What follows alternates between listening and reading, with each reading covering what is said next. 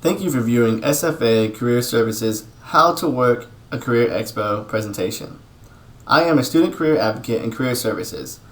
I will be guiding you through the ins and outs of navigating a job fair during this presentation. Make sure you grab a pen and some paper because we're going to talk about a lot. Attending a career fair can be one of the most important first steps in securing a great career. However, you have to do it right. A career fair is often the first opportunity to make a great first impression with a potential new employer. Today, we are going to cover 3 important aspects of how to work a career fair so you can be as prepared as possible to make a great first impression. Today's topics are 1. How to prepare for the fair. 2. Go time, the fair itself. And lastly, 3. How to make the cut, steps to take after the fair.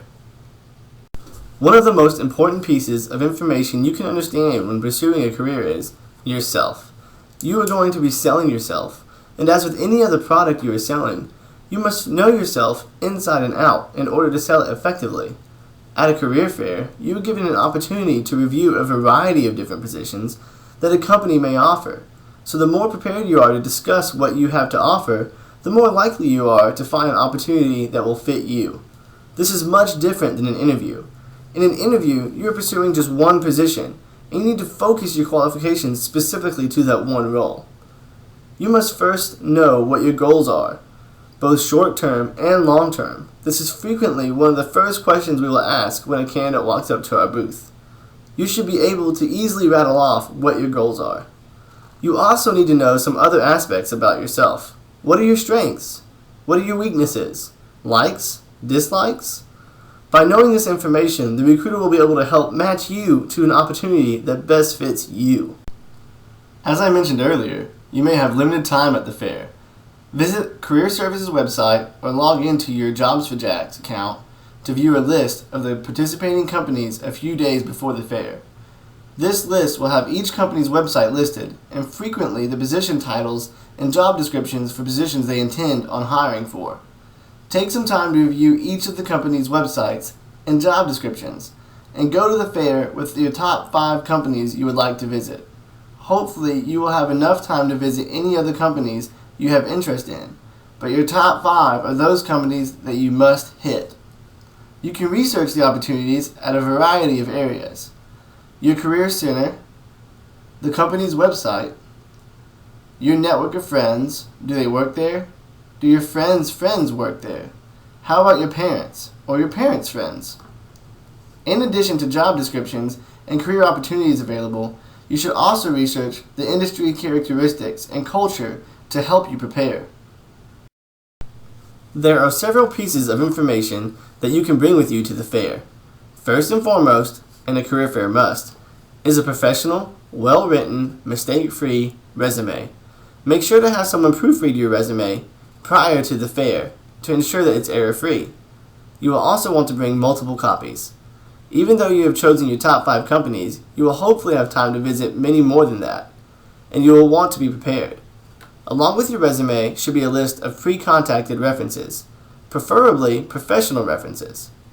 Since you will be targeting your top 5 companies, you will also have the opportunity to tailor a cover letter to those companies. However, be forewarned that you will want to make sure to give the right cover letter to the right company. There have been instances in the past when I have received a cover letter not addressed to me or my company. Although it can be a funny situation, it's not the correct impression that you want to leave. Becoming more common are candidates bringing business cards in place of resumes. I'm not sure that I'm sold on this concept yet, but it's an option that I thought I'd tell you about.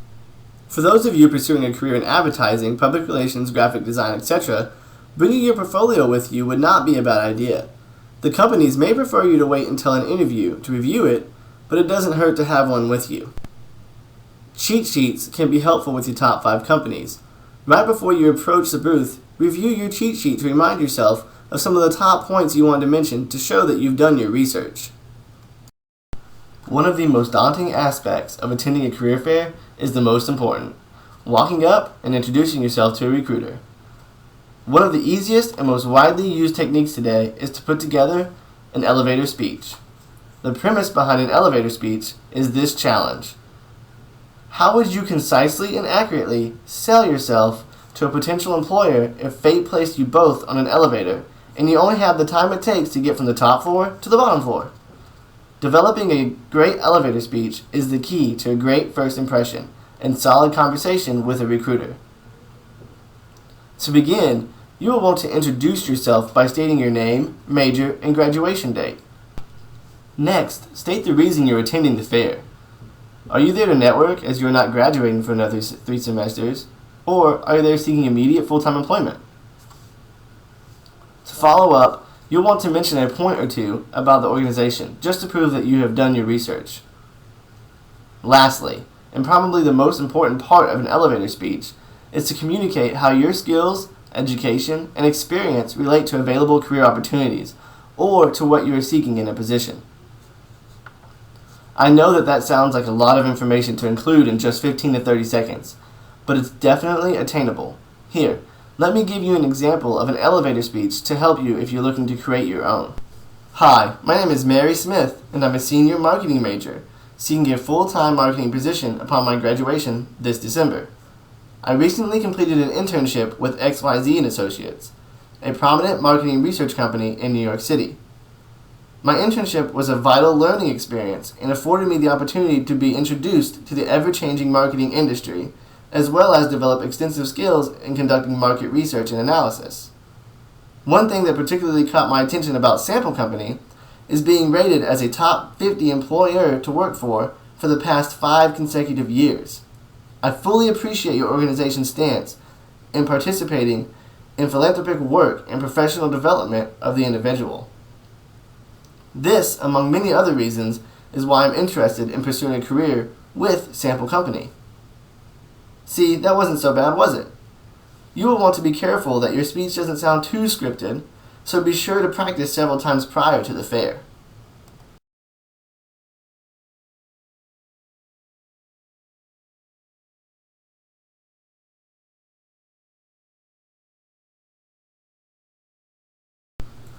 You have already decided on your top 5.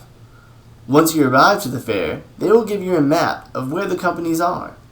Map it out so you can make the most of your time. If you find that one of your top 5 is busy, go to your next stop and come back. The lines will die down at some point, and you want to make sure you hit up everyone you planned.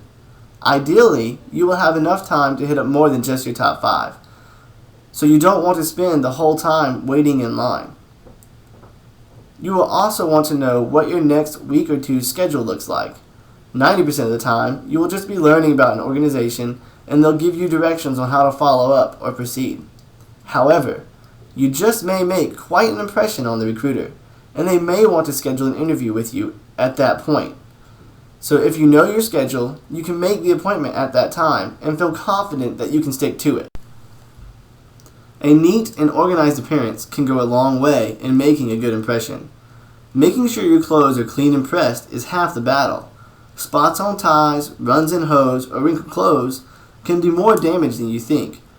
When it comes to your hair, basically don't try to make a statement, and you should be okay. Neat and clean and conservatively styled are all you need to remember. When you check in at the fair, you will most likely be given an adhesive badge to use as a name tag.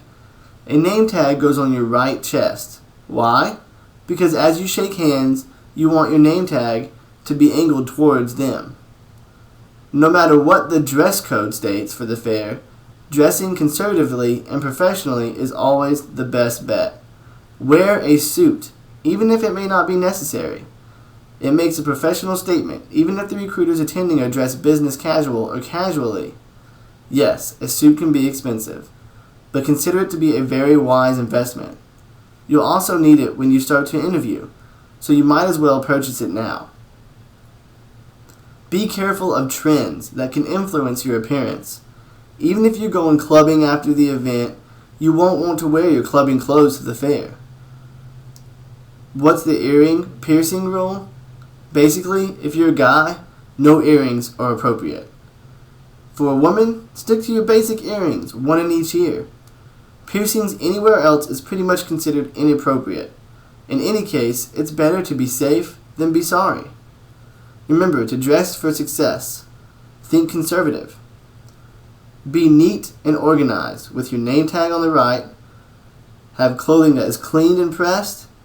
And have a professional, neat hairstyle.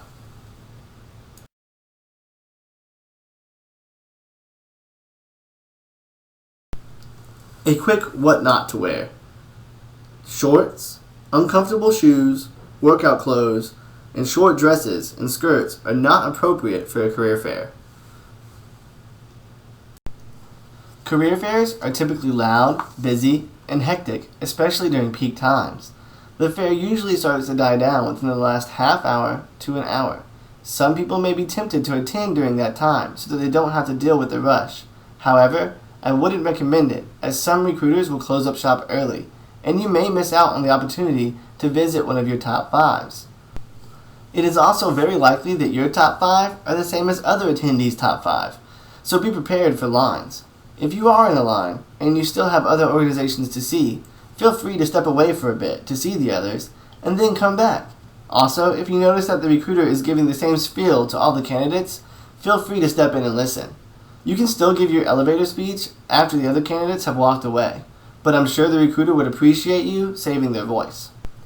In today's economy, many of the companies that have traditionally been top hirers may have reduced or even eliminated hiring. However, you will still most likely see them at the fair. Even though a company may not be hiring, they may still want to keep their name out there. Don't get discouraged by this. After your elevator speech, simply ask if they are currently hiring, and they'll tell you. Take this as an opportunity to learn, but then focus most of your efforts on those that are currently hiring. You may also come across companies that do not accept resumes at the fair. Don't take this personally. It's most likely a company policy. If they don't take your resume, just ask them how they would like for you to proceed. You may be directed to email it to them. They may direct you to the company website to complete an online application, or they may not tell you to do anything depending on their staffing needs. Just ask. Many times a recruiter will tell you what steps you should take from here. Be sure to listen. If they tell you to apply online, or to send a resume, or to sign up for interviews, do it. You'll be listening to many different people that day, and it's likely that you'll forget what you should be doing next. So feel free to take notes after you leave their booth if necessary. Did you know at our fairs we provide bag, purse, and coat checks? You don't want to carry any unnecessary items into the career event. To summarize, here is a list of some career fair do's. Do use your elevator speech. Develop and use a firm handshake. Check for fresh breath. Smile, use eye contact, and show personality. Ask open-ended questions. Collect company literature and business cards. Remain professional. Listen carefully to the recruiter.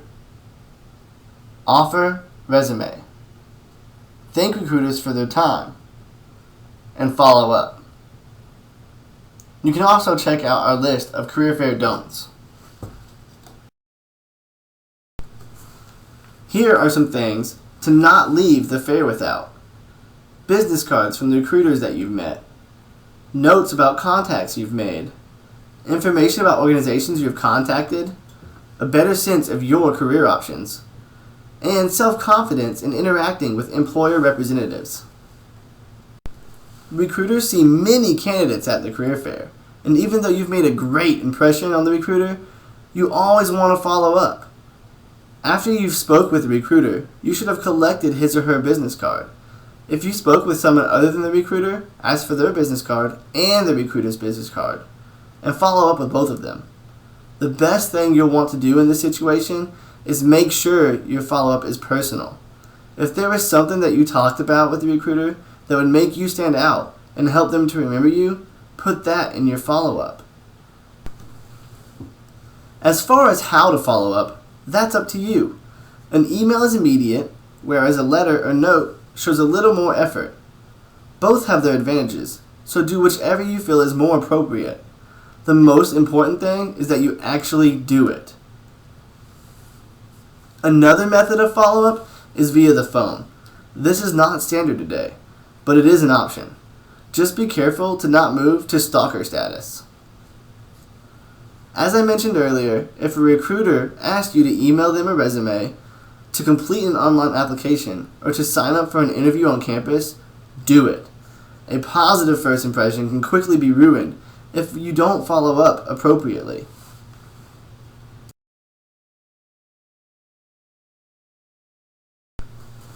Depending upon your graduation date, and also if the company is hiring or not, you may not be able to pursue a company immediately.